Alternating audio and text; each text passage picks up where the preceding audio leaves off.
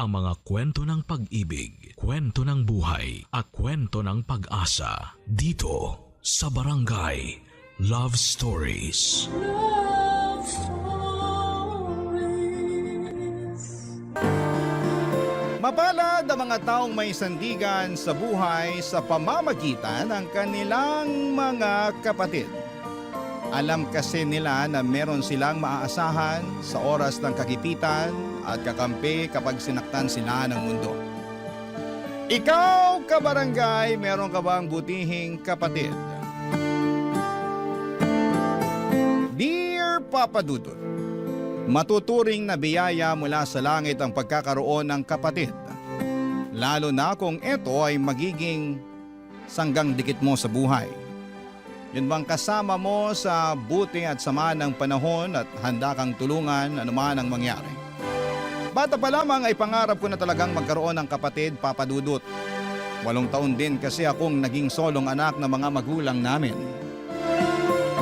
Hirap din kasing magbuntis si nanay at matuturing na himala sakaling mabigyan pa nga nila ako ng kapatid. Pero mabuti ang Diyos. Dahil pinagkaloob nila ang katuparan ng kahilingan ko ng ampunin nila si Clark. Pero bago ko ipagpatuloy ang pagkukwento ay gusto ko munang magpakilala sa inyo at sa mga kabarangay natin. Ako nga pala si Jaymon, 34 years old at taga Silang Cavite. Sa kasalukuyan ay masasabi ko na masaya ako bagaman may kulang sa buhay ko. Paano nangyari yon? Siyempre kasama ko ang aking pamilya at sila ang rason kung bakit ako nagpapatuloy sa buhay. Ngunit, ano nga ba ang kwento ng aming pamilya? Yan ang dahilan kung bakit napasulat ako sa programa ninyong Barangay Love Stories. Magsisimula ang lahat ng 23 anyos pa lamang ako at 15 anyos naman si Clark, Papa Dudut.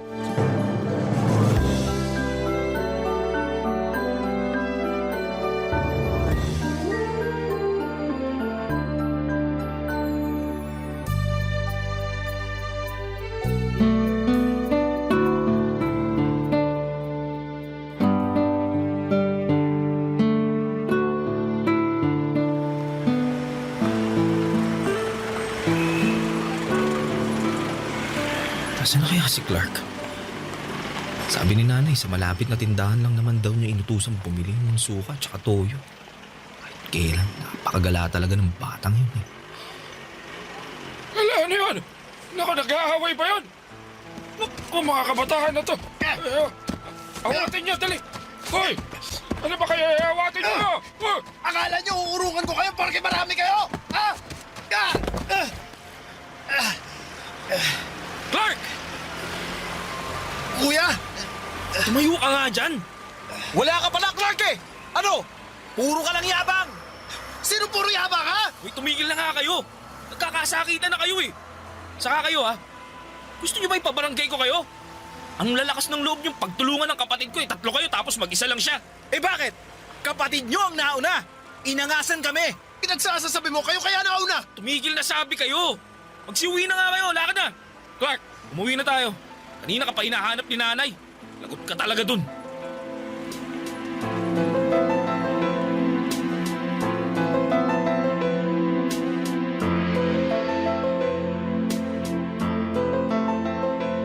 Nay, na yung magaling yung anak.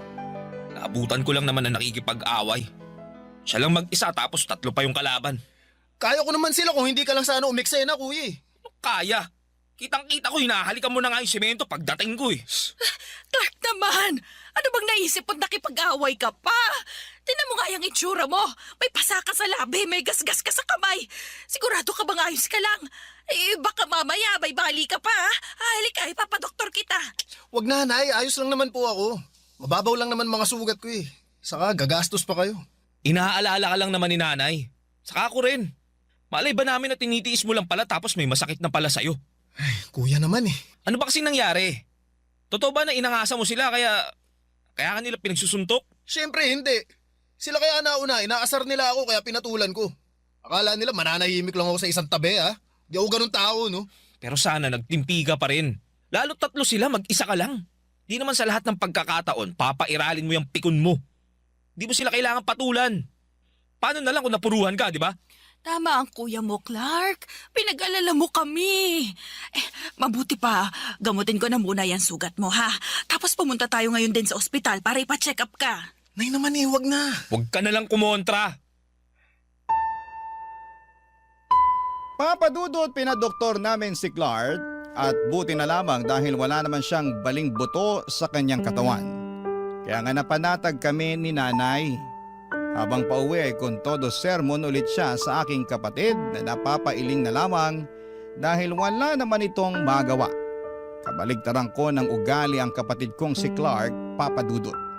Mahiyain ako samantalang malakas naman ang loob niya. Mabibilang lamang sa mga daliri ko sa kamay ang mga taong pinagkakatiwalaan ko kumpara sa kanya, na halos kaibigan ang lahat. Madaldal din siya, tahimik lamang ako. Masipag akong mag-aral noong nasa edad niya pa lamang ako, ngunit may pagkabulakbol at hindi seryoso sa pag-aaral niya ang aking kapatid. Palaway din talaga siya dahil mabilis mapikon. Sa kabila ng mga pagkakaiba namin ay mahal namin ni Clark ang isa't isa, papadudot. Vocal ang kapatid ko sa pagsasabi niya na iniidolo niya ako sa maraming bagay. Tulad ng pagtugtog ng gitara. Galing sa pag-report sa klase namin noong sabay pa kaming nag-aaral. Pakikipagtalastasan at kahit na nga sa paglalaro ng chess. At minsan ko na ring sinabi sa kanya na hanga ako sa mga kakayahan niya, na hindi ko nagagawa lalo na at nalilimitahan ako sa pagiging introvert ko, papadudot. Noong nagtrabaho na ako ay nagsimula ng lumayo ang loob namin ni Clark sa isa't isa. Aaminin ko na naging abala na ako sa pagtatrabaho. Focus kasi ako sa pagpo-provide sa aming pamilya dahil gusto ko na pahintuin sa pagtitinda ang nanay namin. Kaya ni mag-usap kahit simpleng kumustahan ay hindi na po namin magawa ng kapatid ko dahil pag-uwi sa bahay ay kinakain ako ng matinding pagod. Tapos dumating sa buhay ko si Mary Grace, katrabaho ko na nakamabutihan ko.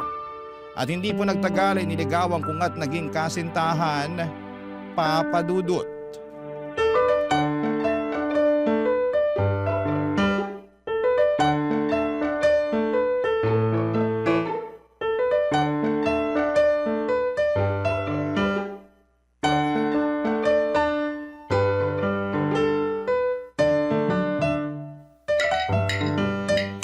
Kain ng kain, Mary Grace. Sarap ang luto ng nanay ko. Oo nga paborito ko na tong pochero. Panalo! Nako salamat naman kung ganon dahil nagustuhan mo na. Excited po talaga ako na matikman tong specialty ninyo. Kasi laging binibida ni Jaymon tong luto ninyo. Talaga? Nako, bigla tuloy akong nahiya. Huwag na po kayong mahiya, Nay. Tsaka, totoo naman po yung kinukwento ko kay Mary Grace. Tingnan nyo, enjoy na enjoy siya. Totoo po. Ang sarap-sarap talaga ng luto nyo. Naku, mukhang mapaparami ako ng kain ito. Ayos lang yan. Basta kumain lang kayo ng kumain, ha? Masaya talaga ako na sa wakas may pinakilala ng girlfriend tong anak ko si Jaymon. At saka, sana ikaw rin ang mapangasawa niya. Ay naman, asawa talaga agad. Oo, bakit? Ayaw mo ba? Gusto pero mga bata pa po kami ni Mary Grace. Saka gusto pa po naming i-enjoy ang pagiging mag-boyfriend at girlfriend namin. Tama po si Jaymon, tita. Ay, oo naman, syempre. Teka, asan po pala si Clark? Bakit di natin siya kasabay kumain ngayon? Ay, nako, yung kapatid mo, hindi pa rin umuuwi. Talaga po? Sana naman kaya pumunta yung batang yun. Andito na po ako. Oh, Clark, anak, mabuti naman ay naisipan mo pang umuwi. Uwi mo naman, Nay. Hindi pa naman hating gabi. Ha? Ano sabi mo? Hoy Clark, ba't mo sinasagot ng ganyan si nanay? Bakit, kuya? Pagagalitan mo rin ba ako? Napapansin ko parang pinagtutulungan niyo na ako ni nanay Hindi naman yata patas yun. Dalawa kayo, mag-isa lang ako. Wala kaming ginagawang masama sa'yo ng kuya mo. Saka, saan ka ba nang galing? Bakit ngayon ka lang? Sa classmate ko, may ginawa kaming project. Talaga lang project? Kung ayaw mo maniwala, edi wag. Clark, ano ba? Ay, naku, pasensya ka na Mary Grace ha. Nakita mo pa tuloy paano kami mag-away. Pero hindi kami nag-aaway-away dito ha. Pinagsasabihan lang namin yung... May bisita pala kayo? Ay, oo, nak. Kaya pwede ba? Umayos ka. Sino ka naman ha? Hoy Clark, ba't ganyan ka magtanong? Hindi naman ikaw tinatanong ko kuya yung bisita. Hi, ako si Mary Grace. Girlfriend ako ng kuya mo. Girlfriend? Wow, may girlfriend ka na pala kuya tapos di mo man lang nakwento sa akin? Sa bagay, busy ka na nga pala sa ibang bagay. Sino na lang ba ako para pagkwentuhan mo, di ba? Clark naman. Kaya nga sinama ko rito sa bahay natin si Mary Grace para makilala niyo ni nanay. Nakilala ko na siya, ayos na yun. Buti pa matutulog na ako. Ano, hindi ka nakakain? Busog po ako, tsaka inaantok na ako eh. Naku, Mary Grace, pasensya ka na talaga ha. Ganyan lang talaga yung ugali ng anak kong yun. Nako, wala naman pong kasi yun, tite. Baka pagod lang talaga si Clark. Kaya mo, kakausapin ko na lang po si Clark bukas na.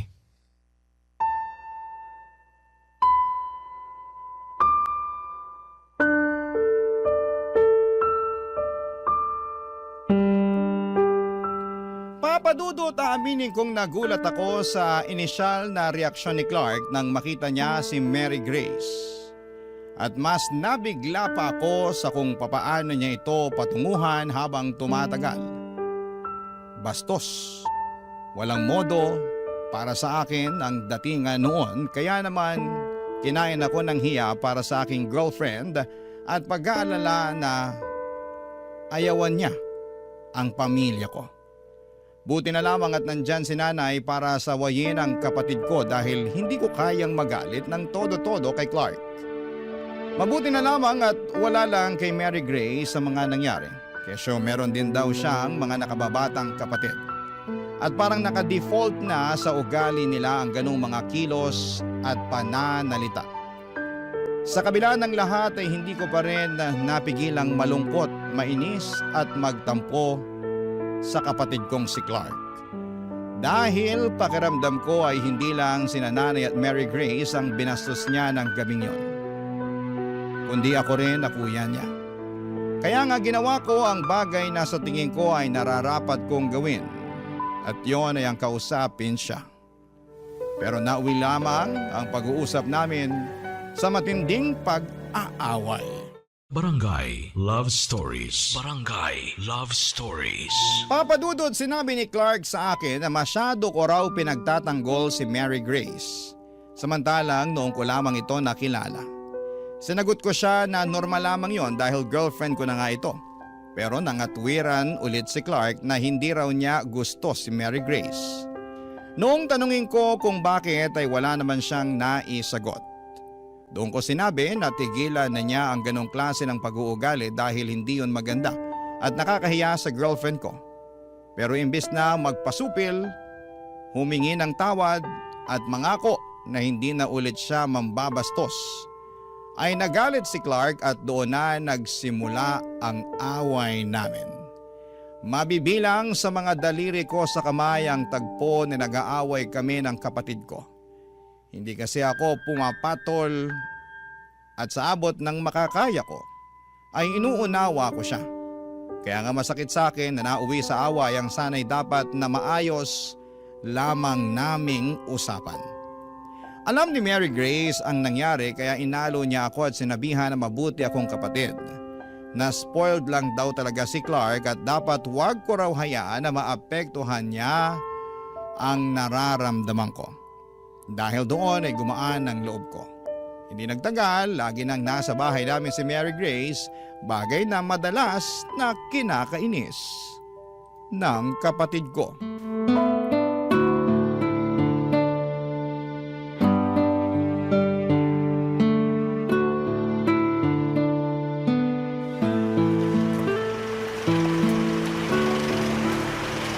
Tingin ko wala naman ako nakalimutan eh. May soft drinks, potato chips. Sigurado matutuwa nito si Mary Grace. Bakit ba kasi lagi kang nandito? Wala na ba kayong ibang tambayan ng kuya ko bukod dito sa bahay ha? Ano ba kasing masama na nandito ako? Eh kuya mo naman nagpapunta sa akin dito. Teka, si Clark at Mary Grace ba yun? Ano kayo nangyayari sa kanila? Nag-aaway ba sila? Teka, buti pa, bilisan ko na nga ang lakad.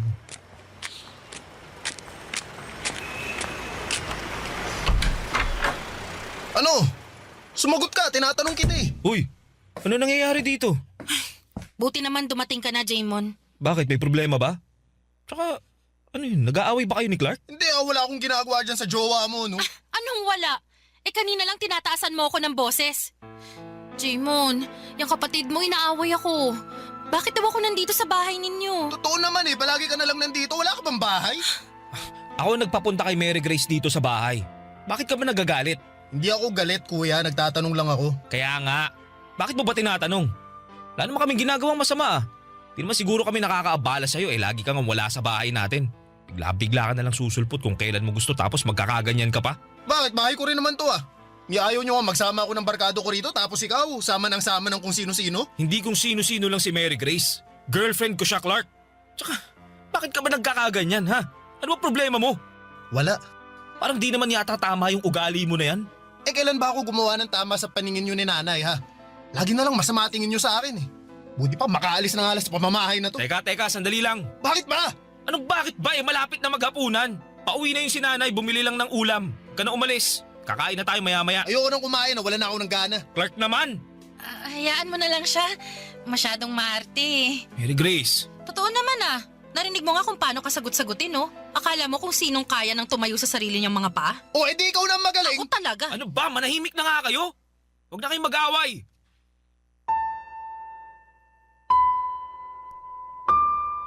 Papadudot, hindi ko intensyon na awayin si Clark, ngunit may mga bagay talaga na hindi maiiwasang mangyari lalo na kapag nadala na kayo ng emosyon. At yun ang dahilan kaya nauwi na naman sa matinding away ang pagsasaway ko lamang dapat kay Clark.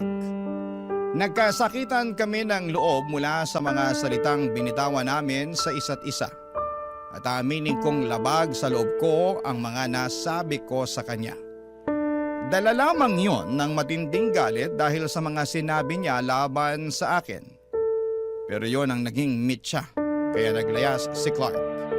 Gustuhin ko man siyang hanapin ngunit hindi ko na ginawa yon dahil kinumbinsi ako ni Mary Grace na kapag hinanap ko raw ang kapatid ko, ibig sabihin ay nagpatalo ako sa kanya. Si nanay na lang ang naghanap kay Clark na hindi nagtagal ay napauwi rin naman niya. Simula noon ay tumaas ang pader na namamagitan sa amin ng kapatid ko. Lalong lumayo ang loob namin sa isa't isa hanggang sa tuluyan na akong nag-focus sa relasyon namin ni Mary Grace. Nabuntis ko siya, lumipat kami ng bahay at bumuo ng sarili naming pamilya makaraan ang 5 taon. Kaya lang, marami rin kaming pinagdaanan ni Mary Grace. Lalo na nung nawalan ako ng trabaho matapos akong magkasakit. Kaya kinailangan ni Mary Grace ang maghanap buhay habang nagre-recover ako ng mga panahong yon, papadudot.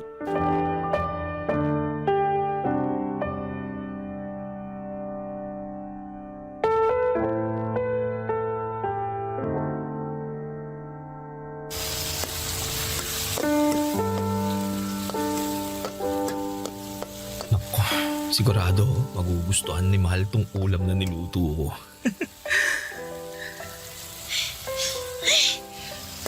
Ano nga mo yun? Ang baho naman. Mahal, andiyan ka na pala. Huwag mo nga akong matawag-tawag na mahal. Pagod ako tapos nakakaamoy pa ako ng mabaho. Ay, ano ba yung niluluto mo? Ha? Ano? Adobong manok? Paborito mo? Bulok na manok ba yung ginamit mo? Ang baho oh. Di mo ba naaamoy? Wala naman ako naaamoy na mabaho. So pinapalabas mo na sinungaling ako. Hindi naman sa ganun. Hindi raw, pero doon napapunta yung tono ng pananalita mo eh. Alam mo, ayokong kainin yung niluto mo. Mamaya may lason pa yan eh. At bakit naman magkakalason tong pagkain? Ewan ko, hindi ko alam. Baka naisipan mong, lasunin ako, ganon. Ano ka ba? Hindi ko magagawa ang bagay na yun. Aray! Bakit mo ba ako inampas ng bag mo? Aba, dapat lang. Subukan mo lang na gawin ang bagay na yun ha. Wala nang maghahanap buhay para sa pamilyang to. Wala na kayong panggastos at pangbili ng pagkain ng anak mo. Hindi ko nga magagawa yun. Tsaka, mahal kita. Bakit kita lalasunin, di ba? Talaga? Mahal mo ko? Oo! Oo naman! Mahal kita! Kaya nga, pinagluto kita ng masarap oh. Kala ko, magugustuhan mo eh. Ang totoo, kumain na ako. Busog na ako. Ha? Bakit ka kumain? Di ba sabi ko kanina, bago ka pumasok sa trabaho, magluluto ako ng masarap? Inubos ko pa naman yung natitira kong pera pambili niyan tapos, teka, sino palang kasabay mong kumain? Sabihin mo, sino? Ay, bakit mo ba tinatanong? Ano ba pake mo, ha? Tsaka bawal na ba akong kumain? Sa nagugutom ako. Hindi naman, pero... Wala ka nang pakialam kung sinong kasabay kong kumain. Buti pa, ikaw na lang ang kumain niyang niluto mo. Amoy pa lang hindi na masarap eh. Pipilit mo pang masarap. Mary Grace naman. Buti pa, matutulog na ako, Jaymon. Pagod sabi ako eh. Sa pamaga pa ako bukas sa trabaho. Mary Grace, teka lang. Bakit ba kasi? Ngayon na nga lang tayo nagkita Ano bang pinagsasabi mo ngayon lang tayo nagkita? Magkasama tayo sa bahay, di ba? Oo, pero ngayon lang tayo nag-usap. Pagising namin ng anak mo, wala ka na. Lagi kanyang hinahanap sa akin. Namimiss ka raw niya. Namimiss ka na namin. Wala akong panahon sa kadramahan yung mag-ama, ha? Nagtatrabaho lang ako. Natural, lagi akong wala rito sa bahay. Alam mo naman yun, di ba? Kung hindi ka lang sana nagkasakit, di ako yung nandito sa bahay at ikaw ang naghahanap buhay. Pasensya ka na. Pasensya mo mukha mo. Masyado kang madamdamin. Daig mo pa yung babae. Diyan ka na nga. Natutulog na ako sa kwarto. Linisin mo yung pinaglutuan mo, ha? Kung hindi, lagot ka talaga sa akin. Papadudot, naging maayos naman ang pagsasama namin ni Mary Grace ng 1 taon bago dumating ang baby namin. Ngunit nagbago ang lahat noong nakapanganak na siya. Hindi ko alam kung postpartum nga ba yon, pero bukod sa pagiging malungkutin ay naging mainitin na rin ang ulo niya. Buti sana kung sa akin lang, pero damay ang anak namin. Noon pa man ay mabilis na talagang pumitik si Mary Grace. Kaya nga hanggat maaari ay hindi ko siya ginagalit. Tawagin niyo na akong under desaya, pero kung pwede ko naman siyang unawain ay ginagawa ko. Hindi ako sumasagot kapag nagagalit siya. Hindi ako nangangatwiran para hindi na lumala pa ang gulo. At hanggat maaari, gusto kong daanin sa mahinahong usapan ang lahat. Pero habang tumatagal ay napapansin ko na lamang na nagiging mabigat na ang kamay sa akin ng kinakasama ko. Barangay Love Stories. Barangay Love Stories. Papadudot, kapag nahihirapang mag-express ng feelings si Mary Grace, sa mga away namin, lalo na ng galit, ay nauuwi yon sa pananakit niya sa akin. Nung una ay hindi ko naman iniinda yung mangilan-ngilan niyang mga kurot, hampas at pagpalo. Pero nakasanayan na lang niya na saktan ako hanggang sa unti-unti ay nararamdaman ko na lamang ang gigil niya para sa akin.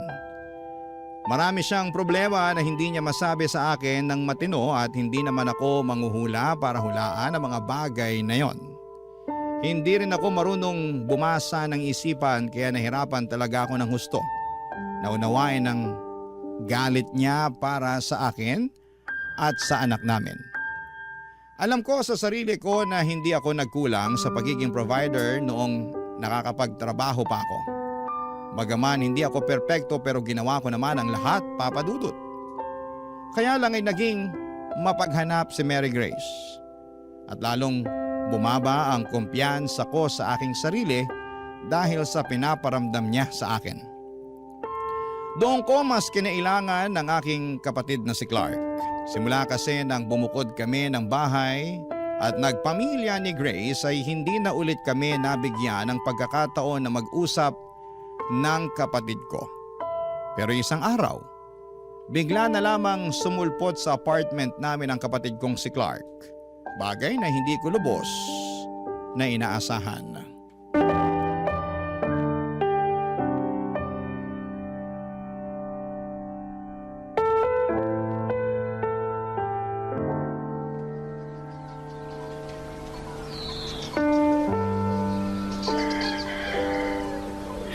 Buti naman at binisita mo ako rito sa inuupahan namin, Clark. Oo kuya, totoo. Matagal na dapat kitang pinuntahan kaso Kaso nahihiya ako sa'yo eh. Nahihiya saan? Sa lahat-lahat. Lalo na hindi na rin naman tayo close katulad nung dati. Nung mga bata pa tayo. Tapos naisip ko na baka galit ka sa akin kasi naging pasaway at barumbado akong kapatid nung araw. Di naman ako galit sa'yo. Siguro, nagtampo lang. Pero wala na yun. Tapos na yun eh. Matagal ng panahon lumipas ang bagay na yun. Kung para sa ikatatahimik mo, sige, napatawad na kita kahit wala ka naman talagang kasalanan. Salamat. Kumusta ka na? Bakit parang ang payat mo na? Saka bakit di ka na dumadalaw dun sa bahay? Sabi ni nanay, miss na miss ka na raw niya. Di na kayo pumupunta dun ni Ate Mary Grace. Nagkasakit kasi ako eh. Nagkapulmonya ako, tsaka bumagsak ng husto yung resistensya ko. Ayun, nagpapagaling pa nga ako ngayon dito eh. Kaya si Mary Grace na muna naghahanap buhay sa amin. Ganun ba?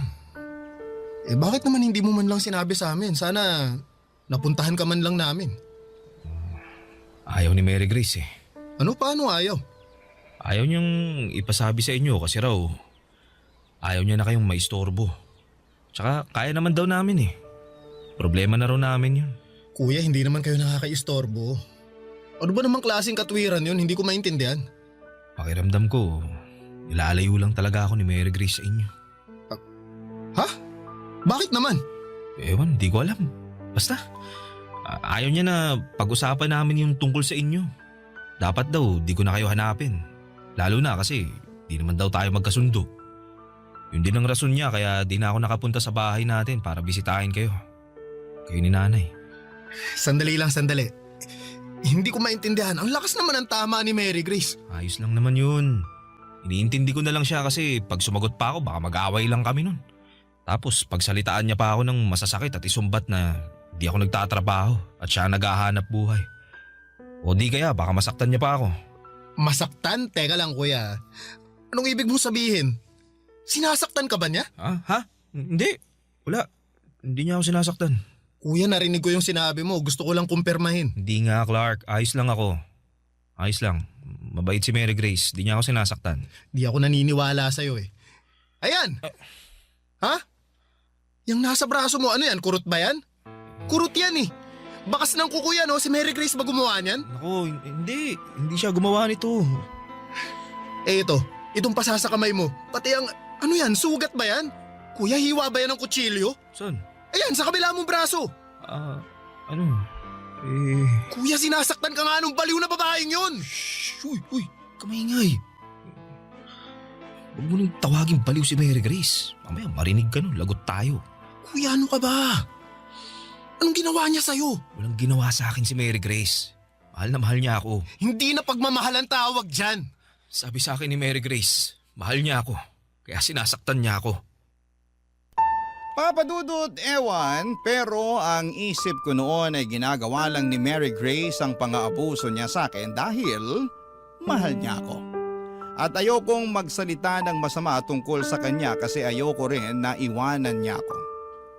Siguro'y masyado akong naging mahina sa isipan at puso ko para mga tuwiran at ipagtanggol ang aking sarili. Pero alam din naman ng kapatid ko na naging abusado ang kinakasama ko at sinamantala ang pagiging mahinahon at hindi ko palapatol sa tao. Naunawaan ko ang pinagmumulan ng galit ni Clark pero hindi ko kayang hiwalayan ang kinakasama ko dahil ayokong masira ang aming pamilya. Sa katunayan ay plano ko na ngang pakasalan si Mary Grace, Papa Dudut.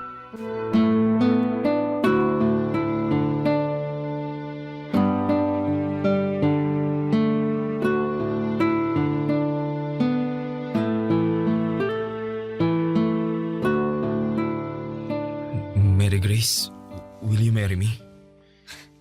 Anong sabi mo? Tinatanong kita kung pumapayag ka bang pakasalan ako. Gusto na kasi kitang maging asawa eh. Paano kung sabihin ko sa'yong ako naman ang may ayaw na makasal sa'yo at maging asawa ka? Bakit naman? Di ba matagal naman na nating plano na magpakasal? Noon yun, nung masyado pa akong in love sa'yo. Pero ngayon hindi na. Kasi narealize ko na marami pang ibang lalaki dyan bukod sa'yo. Yun bang kaya akong bigyan ng magandang kinabukasan? Yung hindi na ako magtatrabaho para buhayin ang pamilya natin. Yung magaling din sa kama. Di katulad mo. Teka, anong ibig mo sabihin? Ang hina mo naman umintindi, Jaymon. Kailangan ko pa bang ipaliwanag ng mabuti sa'yo para maintindihan mo? Sa hindi ko nga talaga maintindihan. Oh, sige! Sige. Ipapaliwanag ko sa'yo para maintindihan mo. Makinig ka mabuti ha, dahil hindi ko na uulitin ang sasabihin ko. Jaymon, may iba na ako. At plano ko nang sumama sa kanya. Ha? Ano sinasabi mo? Bakit ka naghanap ng iba, Mary Grace? Dahil ayoko na sa'yo. Pagod na ako makisama sa tulad mo, kaya naghanap na ako ng iba. Swerte dahil meron na ako nakilalang mas higit pa sa'yo. Yung mas gwapo, mas mapera, mas magaling sa kama. Kaya dyan ka na. Aalis na kami ng anak mo. Iiwan ka na namin. Huwag niyo akong iwan. Parang awa niyo na, Mary Grace. Parang awa niyo na, huwag kayong umalis. Huwag! Mary Grace!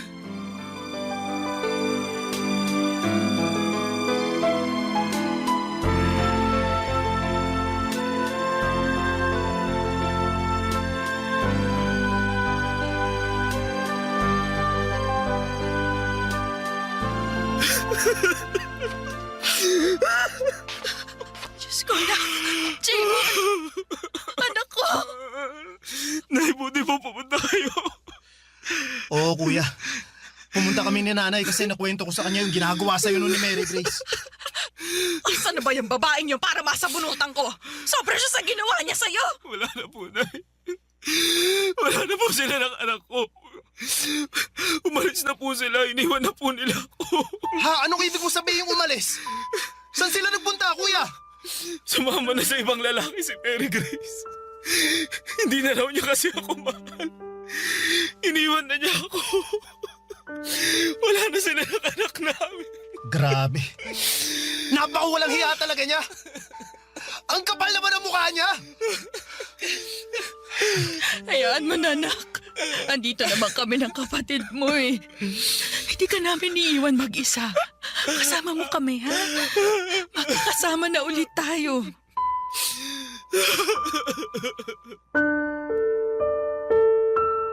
Papadudot malaking bagay ang pagdating ni Nanay at Clark sa apartment namin noong araw na yon. Dahil baka kung ano pa ang nagawa ko sa aking sarili kung wala sila. Sobra po akong nanghihina at nalulugmok ng mga panahon na yon at hindi ko matanggap na iniwan na lamang ako ng ganon kabilis ni Mary Grace. Tangay-tangay pa ang anak namin. Matagal bago ako nakarecover pero buti na lamang at hindi ako sinukuhan nila nanay at ni Clark. Si Clark ang kasakasama ko sa aking counseling dahil kinailangan ko yon upang makausad sa trauma mula sa pang-aambuso sa akin ng dati kong kinakasama. Sa kasalukuyan ay masasabi ko na nasa maayos naman ang disposisyon ko sa buhay, sa araw-araw na ginawa ng Diyos. Ay nabibigyan ako ng pag-asa na tuluyan na akong makakawala sa masakit kong nakaraan. Hanggang dito na lamang po, Papadudot, ang sulat ko at maraming salamat po sakaling mapili po ninyong i-ere ang aking kwento sa inyong istasyon. God bless and more power sa inyong lahat. Ang inyong forever kapuso at kabarangay, Jaymon. Anong say mo sa Barangay Love Stories na ito? Pagkwentuhan natin sa comment section yan.